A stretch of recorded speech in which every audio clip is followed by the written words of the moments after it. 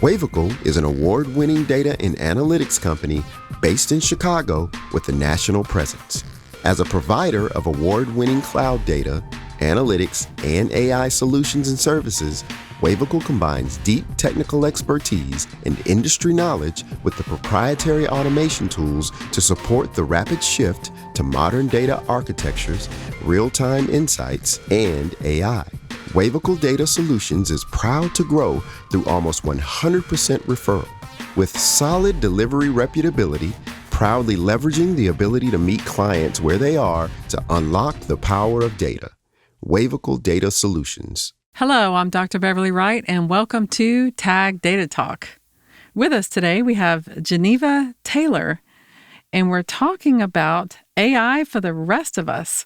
Geneva is Director of Data Analytics and Insights at Shapiro and Raj. Thanks for being here. Yeah, thanks so much for having me. Excellent. I love this title. But let's start off with a little bit of background. Tell us, why are you so cool? For starters, and I may be slightly biased, but this hair. Yeah, it's pretty cool. Pretty cool. I'm not going to lie.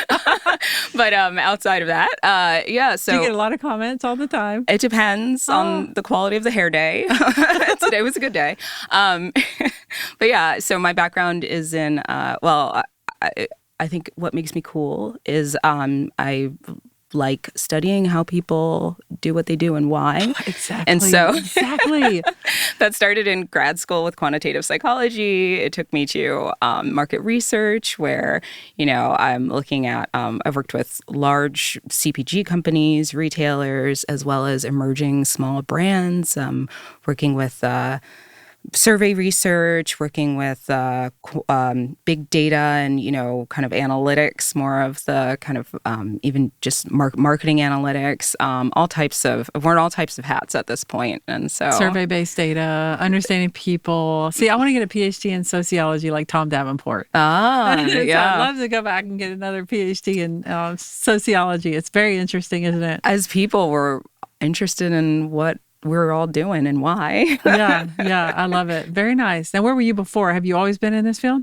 My graduate studies were in quantitative psychology. Before that, I spent a little bit of time, between undergrad and graduate school, actually in rater training, project management, nice. in kind of the health sphere sort of. A lot of my work was with studies of new treatments for Alzheimer's disease. Wow. But it was on the project management side of things. Yeah. But that kind of gave me a lot of opportunity to also work with, in terms of the rater training, I was able to spend some time supporting research in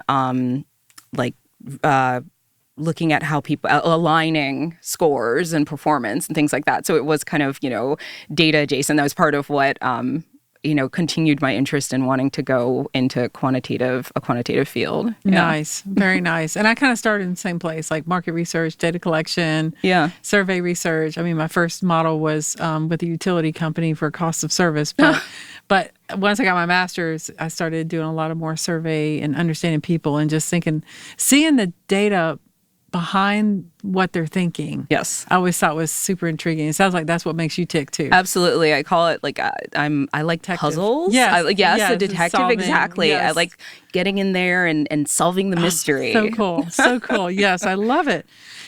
So when we think about AI, because everybody's like, oh, AI everywhere. We think about data science and AI. We typically think of a certain profile of companies. And if you go to conferences and if you hear people talking and if you the thought leaders, the books that are written, who are they talking about? Who are they actually talking about? Yeah, we're usually talking about the big companies, and they have big, huge data streams and huge, they're thinking about scalability. They're thinking about we're talking about samples and they're talking about populations. We're usually talking about the big guys, and there's the rest of us who are, mid-sized or smaller companies who are also, navigating this landscape of AI and what we can do with it. And this is huge, Geneva. Tell us, Geneva Taylor, is there space in the small to medium business for AI? Tell us. no, so are we done here? Yes. Yes, absolutely. I have been so impressed with, I've been at my company now for under a year, and the adoption of AI kind of across. So Shapir and Raj focuses on qualitative and quantitative, and the adoption of AI across the organization has been so impressive to me. Wow. There's absolutely room for, not just for just ways of working, as well as analysis of qualitative and quantitative data. It's we're on the frontier right now of some really powerful game changers for not just the big guys. Why now? Why now? Like, what is there something that's special that has happened, that AI is maybe more approachable for the common guy? Or do you think we just, small, medium kind of got tired of waiting in the wings? Or why do you think now is a great time? Or is it just like, man, you better at this point? I think there's a little bit of that. Really? Okay. That's kind of opened hearts and minds a bit to, speaking that language, where it feels with, the Gen AI and large language models and everything, that's a little bit more, it feels approachable. Yeah. It feels like this is something that everyone can do. So there is a bit of FOMO. I better. Yeah. As well as just feeling like I can. Oh, okay. So I want to, and I'm a little jelly, and maybe I don't have to be a PhD in computer science anymore. Yeah. Maybe it's possible to approach this from a different way, especially with the technology sort of being transformed to adjust to us instead of us adjusting to it. Yes. And I think maybe that's a paradigm shift, right? As far as like how things are structured and how we solve problems. Can you give us some ideas about, like, when we think about small data, or it's not that they're small problems, but we think about like small data sets or smaller businesses or smaller, types of things that aren't, like you said, teams that have teams and giant enterprise wide and all these cloud solutions and data science and AI all over the place. But if you think about the rest of us, can you give us some use cases where AI has been helpful? Yeah. So if we think of kind of, AI OG, like classic kind of, models. Like machine learning. Yeah. There's definitely, so, we apply those with, if you're looking at like segmentation solutions, and you can apply machine learning methods for doing your classification or your clustering, things like that, of course. But then when we also think about these kind of, new big AI tools, I think the biggest use case, or at least the most accessible, is kind of in ways of working. And so a lot of, we now have this ability to talk to AI in a way that we talk to people, which makes it more approachable for a lot of the non-data scientists among us. But we can use it still to interrogate and aggregate across different data sources. And so whether that's, I know people use it for things like going through a transcript of a 90-minute meeting and summarizing and, coming up with next steps and, kind of pain points, or in ways that we like to use it can also be looking at reports, right? So we work very closely with clients and have we don't have that spigot of data we're kind of when we think about like big data and data science in these big companies, but we have a trickle of like reports and in data sets that come in, and so those are more precious to you, aren't they? Like, doesn't it make it more precious because they're fewer? There are babies. Yeah, you have to get as much as you can out of them, though. Yes, and so you really want to work with them and do everything that you can. And so one of the things that we're now able to do, where before it would take, you'd have to have people kind of poring over them and taking their time and connecting the dots. You now have, an AI research assistant that you can say, hey, like, take a look at all these reports. Like, what, not just monitoring, brand equity scores across the years, but like, what changed, and how does that relate to like things that happened in the market or this other, element of the research? Like, so let's compare their brand equity scores and their loyalty metrics or whatever. And you can like ask these questions now and have it bring these things together for you where it would have taken forever, a lot longer, and to have certain level of talent, and to have certain cultural support, yes. and to have certain data available, and to have, and so it makes problem solving a little more accessible, if I'm hearing you right. Absolutely. Okay. Yeah. Is there anything off the table that you're like, oh well, still as a small medium we can't do this, like, or is it kind of sky's the limit? Anything they can do, you can do better. Maybe a little. I mean, there's still, there's always, they're just kind of standard differences, right? Like, so, if you're dealing with a bunch of like responses that are the population of data, you're not going to have sampling bias or, right, so right. I mean, there's, things like that, of course, that are concerns that you always have to think about when you have smaller data sets. Yeah, people don't think about the small data problems, because big data problems a lot of times are volume, compute power, that kind of thing. But small data problems, I mean, you're trying to get, real value out of like a small amount. It's like, that's tough. And so that you're actually touching on one of the limitations with these AI is there's kind of you want to be able to just keep asking them, like, well, what about this? Right. What if you looked at that? Right. With limited features, essentially, like not as many variables, not as many inputs, and limited observations, you get to the end. Oh, I see what you mean. Yeah. Yeah. So there's only so much you can get from the stone. So So that is a limitation in a way. I mean, it's just something to be mindful of. It's real when you have limited data, there are limitations. But, right. Outside of that, like the ways of approaching it and thinking about it, we're still in development. Right. Yeah, for sure. Yeah. What do you see as some of the high value, like what kind of value can you get from this that was never really attainable before? Now that we can talk to AI and query things, and you don't have to necessarily be a really strong programmer. Does it produce more value for us, or is it still like, oh, it's really just doing small enough things that we're still having to do the big picture? Are these So I've got two like kind of thoughts about that. Yeah. Mm-hmm. I'm not sure how directly it answers your question, but it sort of made me think about. One is that one of the nice things, I guess, in a way, but also maybe not a limitation, but maybe just a consideration with smaller data, is that you can provide more oversight to the models. So, you can validate it a little bit more easily. Yeah, you can see it. Yeah, you can see it. You can go in and say, oh, you said this. Like, let me take a quick look at that. Like, is that true? Right.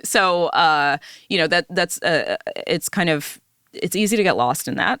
And then you lose the value of, using the AI in the first place. But it also is, it is nice that you're able to kind of feel good about, what you're getting out of there, that it's not, it's not a hallucination. It's not some, a surprise thing. And the other thought that I had about that, I lost. So. Oh, okay. It's all good. It's all good. So do you think it's possible that AI can act almost as a wall? Because right now, what we're seeing is with small data problems, people that work in this area, they already know. Like, they already know. If you tell them this and they say, no, that doesn't sound right, I can go look at the data and tell you that's mm-hmm. right. They have an instinct about it, right? Yeah. And in a way, if you really think about big data, people don't have that instinct as well. Maybe not as intimately. Like, everybody should have a certain walking around knowledge about the descriptives of their data, mm-hmm. Especially senior level people. And so they would be able to say, like, oh, no, that doesn't pass my sanity check, mm-hmm. And with small and medium-sized businesses, they're even more intimately connected mm-hmm. to their data. Is it possible that AI is going to create, a barrier or a wall where you can't see that as much? And let me give you a scenario. When I used to teach applied statistics at Berry College, I had my students manually calculate standard deviation and manually develop regression models. They hated me for that. But interestingly, they didn't really understand what they were standardly deviating from. So they didn't really understand why it was even called standard deviation or what it really meant until they did this manual process. Right. Otherwise, they would just stick it in their phone or in a computer or in some device and go, poop, there's standard deviation. Why would you make me do this by hand? Yeah. And that's why I made them do it by hand. Mm-hmm. Are we at risk of losing our sanity checks because AI? My prediction for that would be that there will be a bit of that, and then there will always be people who are still,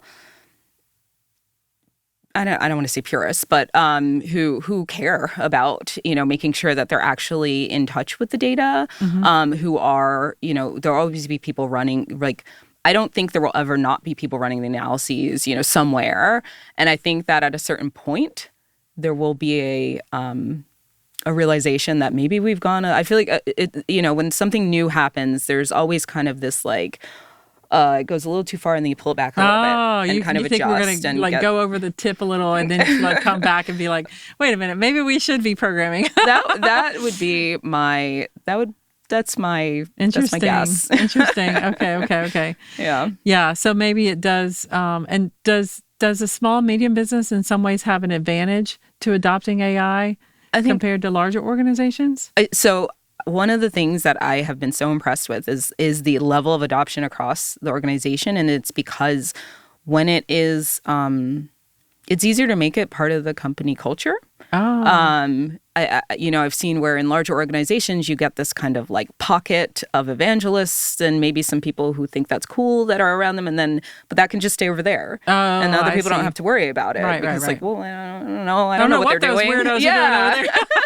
Versus, when it's a smaller company, you've got, you're chatting with people who are like, I just threw my transcript in this yesterday, and it's hard to stay away from, and you can create, more of a culture around it. So I think there are some advantages as far as adoption in that way. Yeah. Well, and also it seems like the buzz would be real, because people would could I use that to help me with, hiring the right person? Yeah. Tangible. Yeah. It's so tangible, and they can relate to it probably more so. Because I've worked with large and small companies and everything in between, nonprofit, for-profit, all these different. And it's funny to see the patterns, that sometimes it seems like, gosh, if it weren't for money, especially, because money, it depends on what you're doing. But if it weren't for money, a lot of times the small mediums have an advantage, I would say, over the enterprise-wide big guys. In a lot of ways. Yeah. Mm-hmm. Yeah, definitely. There's a lot of intimacy with the data, with the clients, with the ways of doing things that I think is to the smaller company's advantage in a lot of ways. Yeah. Geneva Taylor, you've given us so much hope. What do you see as the future? Because so many people that are in small and medium are like, oh, that's not for me. I don't get to do that because my company, they're not going to do it. And you've given us so much hope. What do you see for the future about AI for the rest of us? If you were to sort of envision this world of companies of all sizes. Yeah. So what I would predict is, or what I'm seeing is, the kind of the OG AI, modeling things, there's some halo effect a bit, where people are more interested in those because of the generative AI and large language modeling and all of that. But when it comes to those next level, that next level AI, I think that you're seeing it get integrated into not just data science and these things that, us nerds over here are worried about. You're seeing it in such kind of tangible, just how you work, how you interact with your day-to-day, that I feel like that's going to keep happening, as well as it's just starting to happen in real life, normal non-business needs. People are using AI to support writing a letter to the school board. Right, exactly. It's becoming integrated in these non-work ways. So I think it's coalescing in a way. It's coming from the real world. It's coming, or not real world, but the non-work world and the work world, and it's all coming together. That it's going to be integrated, and there's going to be a point where you kind of. It's just what people are going to be doing. Period. So I think small business, large business, right.